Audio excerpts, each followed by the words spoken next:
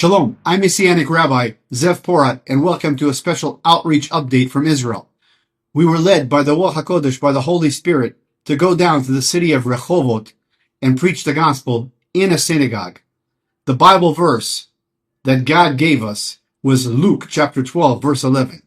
When you are brought before the synagogues, rulers, and authorities, do not worry about how you will defend yourselves or what you will say.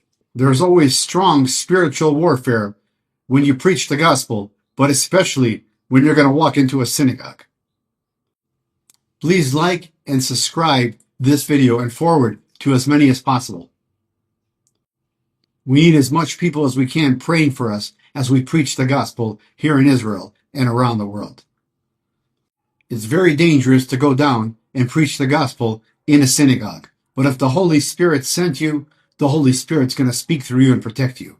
We give all the glory to the King of Kings and Lord of Lords, Jesus Yeshua. We're small people with a big God. Very important to bring out when we think about the Jewish people, the ones who don't believe in Yeshua, the rabbis. We think they read the Bible, they understand the Bible, the Tanakh. But the truth is, they don't read the Bible direct. They read the Tanakh, the Bible, through rabbinic interpretations.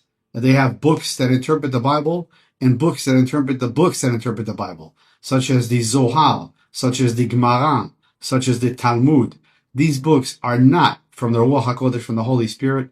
They should not be studied. This is the enemy's way of getting them out of the Word of God and taking them on rabbit trails.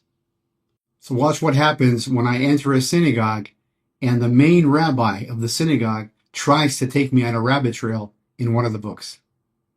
As I entered the area of one of the large synagogues in the city of Rehovot, I noticed the main rabbi of Rehovot walking to the entrance, Rabbi Yitzchak ben Shalom. I approached him and asked, "Are you Rabbi Yitzchak ben Shalom?" He said, "Yes."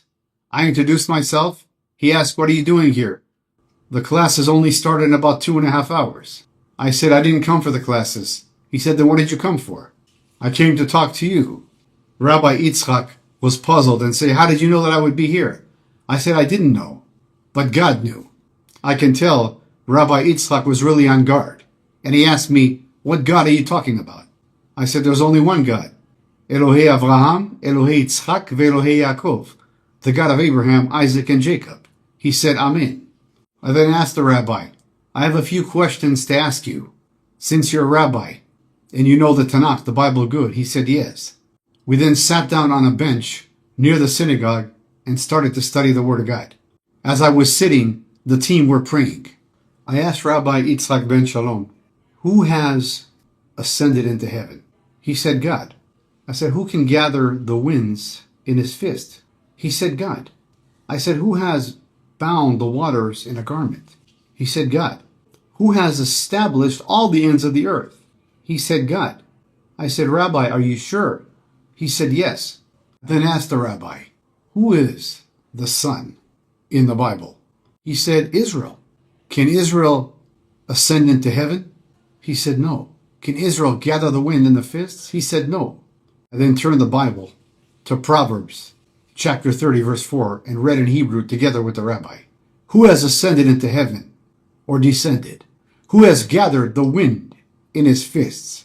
Who has bound the waters in a garment? Who has established all the ends of the earth? What is his name? And what is his son's name? Surely you know." I then asked the rabbi, "Mashem u'mashem bno kitida." What is his name and what is his son's name? Surely you know. He said, "Israel, Israel." I said, "But we both agree that Israel can't do these things." He said, "Yes, let's go read what the rabbis have to say." I said, "I thought you were a rabbi." He said, "Yes, but there's greater rabbis that have interpretations. Maybe it's just referring to Israel and the God of Israel." I said, "That's not what the Bible says in context. In the context here, the Son is God. It's very clear. What is his name and what is his son's name? Surely you know. He is also the one who rides on the clouds." I turned the Bible to Psalms 68, verse 4. "Sing to God, sing in praise of his name. Exalt him who rides on the clouds. Rejoice before him. His name is the Lord." The rabbi was getting nervous. The prayers of the believers were working. The Holy Spirit was working. He then asked me, "Can we go inside the synagogue? It's more quiet there and we can study." He didn't want anybody to hear the conversation. He wanted us to go inside. But his real purpose was to try to take me to rabbi books, because inside there were also people there. These large synagogues are always open, and anybody can go in there and just study on his own or just spend time over there. The minute the rabbi invited me inside, I thought it was a trap, but I remembered what the Ruach HaKodesh, what the Holy Spirit said. When they bring you before the synagogues, the rulers and the authorities, don't be anxious how or what you will answer or what you will say, for the Holy Spirit will teach you what you must say. Luke chapter 12, verses 11. I went inside with the rabbi to the synagogue. Some of the team, the brothers, went in the synagogue after us. I did not let the rabbi know that those brothers are with me. They went inside to pray. I sat down with the rabbi. He immediately pulled out a big rabbinic book, the Talmud, and opened it and tried to justify and twist the Bible verses that we studied outside. I told the rabbi, I came here to study only the Word of God with you in context, only the Tanakh. We don't study rabbinic books. I took the rabbinic book and moved it aside and then opened the Word of God. Praise Yeshua, the rabbi didn't say anything. I then asked the rabbi, who is the wisest of all men? He said, Melech Shlomo, King Solomon, King Shlomo. I said, are you sure? He said, of course.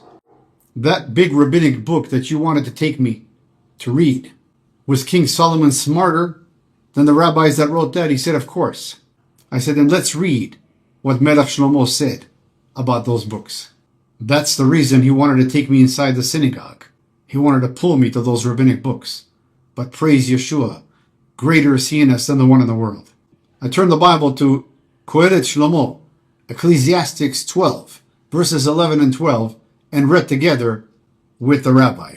The words of the wise are like goads, their collected sayings like firmly embedded nails, given by one shepherd. Be warned, my son, of anything in addition to them, or making many books there is no end, and much study wearies the body. So we can see here that the wisest of all men, according to your understanding also, warns not to read other books than the Tanakh, than the Bible. And that's the reason I told you let's not read the rabbinic books, and let's read only the Word of God in context, as the wisest of all men, King Solomon says here in Ecclesiastes. At that moment, the rabbi had nothing to say. He was speechless. The main rabbi of a synagogue in Rehovot was now being convicted by the Holy Spirit in his own synagogue. Praise Yeshua. He then asked me, Zev, where is this all going? Where are you going with this? I said, I'm not going anywhere. God is showing you the truth, because this is the Word of God. I then asked the rabbi, HaMashiach mimi yavo, me'ezeh zan? From where will the Messiah be raised? He said, who's the Messiah? Or who are you talking about? I said, let's first of all deal with the context of Messiah. Only after we establish the context can we find out who he is. So the Messiah must come from where? He said, from the line of David. I said, are you sure? He said, yes. I turned the Bible to the book of Jeremiah, chapter 23, verses 5 and 6, and read together with Rabbi Yitzchak ben Shalom, in English, Isaac ben Shalom. Behold, the days come, says the Lord, that I will raise to David a righteous branch. And we both agree that that righteous branch is the Messiah. He said, yes. And he will reign as king and deal wisely and execute justice and righteousness in the land. In his days, Judah will be saved and Israel will dwell safely. And this is his name by which he will be called the Lord, our righteousness. So it's clear here that it's speaking about Mashiach, Messiah. It's clear that the Messiah is God, because his name will be called the Lord, our righteousness. And it brings us back to that question that we read in Proverbs. What is his name and what is the name of his son? Surely you know. He didn't want to address the Bible verse and just started to tell me, you know, Zev, I'm a leader of a synagogue here. Exactly, I told him. And God is calling you today to turn to Him so you can turn others to Him. You don't need all those confusing big rabbi books that take us on rabbit trails. You need only the Word of God. We sat here today and studied, and the Scripture is very clear. In fact, the interpretations of those Scriptures are hard. I know because I also used to study in a yeshiva before I found the true God of Abraham, Isaac, and Jacob, the true Messiah. I used to study those books just like you. And I realized one day, when the Holy Spirit woke me up, I found who the God of Israel is, who the Messiah is. And I no longer needed those books. I needed only the Word of God in context. That's how He speaks to me. That's how He speaks to us. And He's speaking to us today. I sat in the synagogue for almost 90 minutes with the rabbi and studied Scripture. Zechariah 12:10, Micah 5:2, Psalms 2, and many Bible passages. I then asked him, "Do you want to know the name of the Messiah?" He looked at me. I told him, "Surely you know. His name is Yeshua, Jesus, who died on the tree on the cross for your sins. He rose on the third day, and by His blood, all who repent and believe have full redemption of sins and eternal life." He looked at me and said, "Do you know, Zev, one phone call and we can trap you in this synagogue?" I said, "You could, but you won't do it because something changed today.